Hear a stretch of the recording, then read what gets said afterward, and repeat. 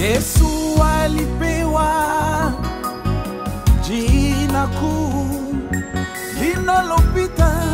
linalopita zote. Jina lake ni la faraja na linaleta tumaini la wokovu. Jina la Yesu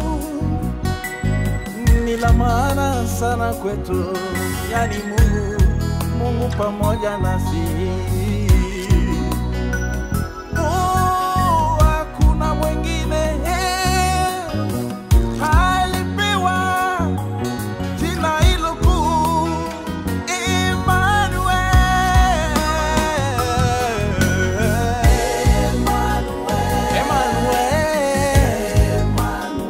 Mwana wa Mungu,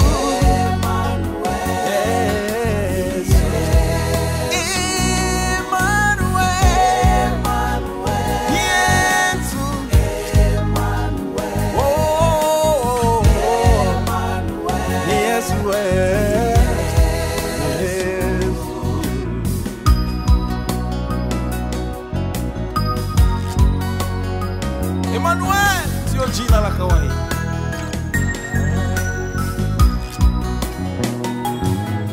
Malaika wa Mungu alitafsiri jina la Emmanuel. Ni yeye yule ataokoa watu wake nazo dhambi zao. Atakuwa mkuu sana, mwenye nguvu za ajabu. Emmanuel.